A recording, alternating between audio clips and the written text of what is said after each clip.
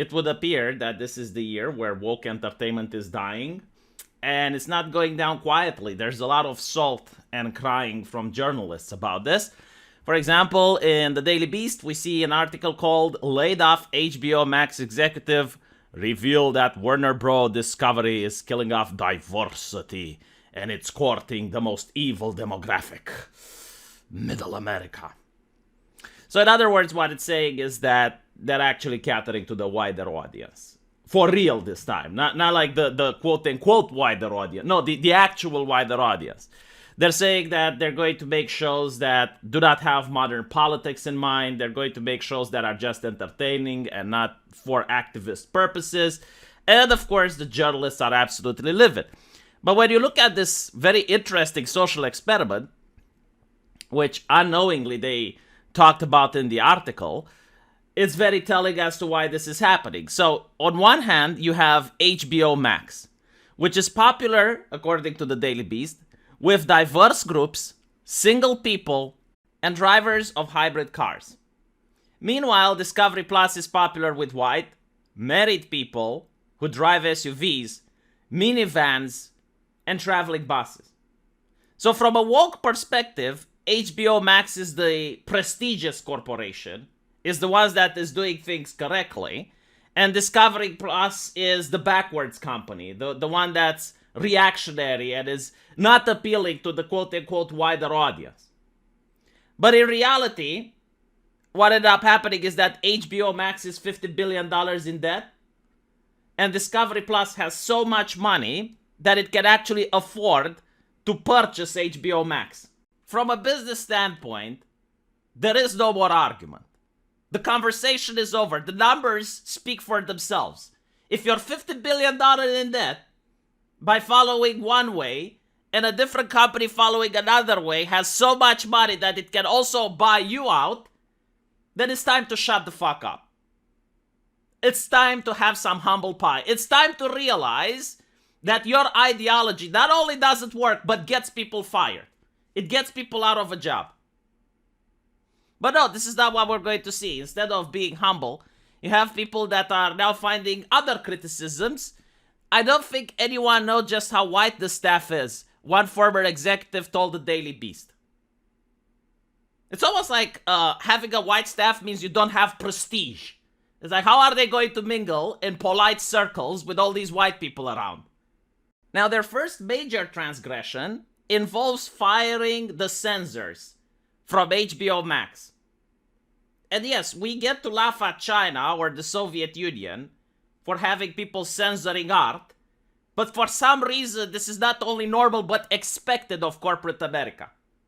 So, there were 3 divisions of censors responsible for buying shows from production companies and creators and working closely with them during production.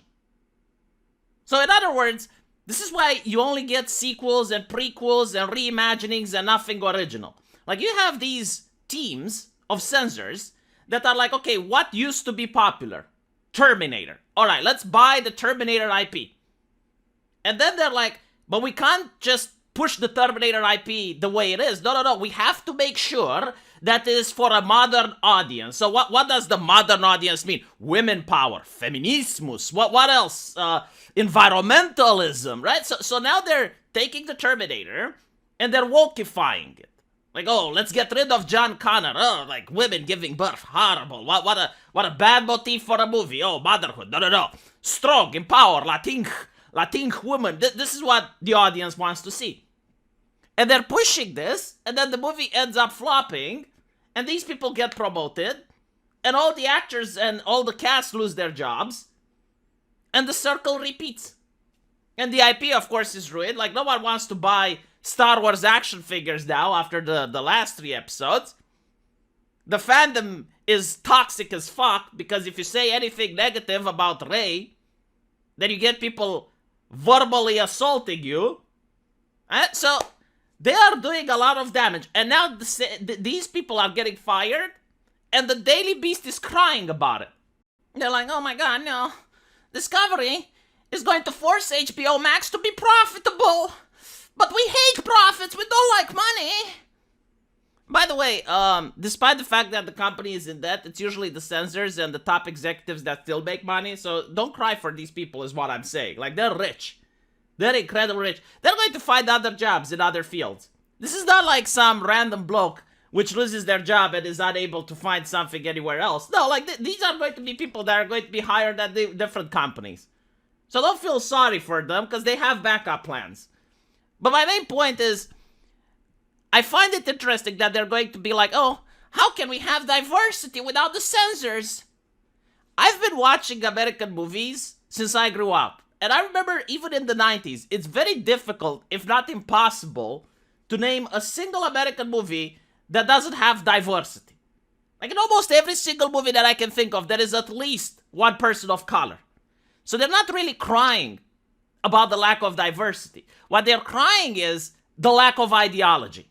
Like, how are they going to push their activism in movies if this keeps happening? If more companies realize, oh, we're losing money, we're in debt, let's fire the censors and let's focus on making art about immersion and entertainment first, rather than pushing politics and shoehorning it in. And this is what they're really afraid of. It's not that they care about the diversity or anything like that. No, it's like, how are they going to leech money from corporations if corporations aren't going to hire censors? And the way that it's being presented is absolutely laughable. I mean, we're in a recession. It's difficult to think of a single family that doesn't know someone getting fired right now. And this company is like, okay, everyone is getting fired, but these were people of color. Like, the people of color were being fired. And I'm like, okay, but like, why should I care more when that happens compared to when anyone else gets fired? I mean, how many articles do you read about non-people of color getting fired? Because I know a lot of them, it's just that they don't appear in the press. For some reason. It's almost like, oh my god, like, this company is getting rid of the nobility. Like, they're losing the prestige. They're losing, like, their value. And if you guys remember, I predicted that this will happen. As we're moving towards bad economic times, and people are willing to spend less money, there's going to be all these companies fighting for the shrinking consumer market. So they're going to have to cut off the fat. You can still make movies without teams designated to censor art. You can't make movies without actors, by the way. You can't make movies without directors, but you can make movies without the censors. So they're going to cut off the censors. Which, honestly, I can't view it as anything else besides a good thing. So let me know what you guys think. And I'll be very excited to see what you have to say in the comment section. And if you like this channel, please consider donating to the tip jar. There's a link into the pinned comment. And I'll see you guys later. Take care.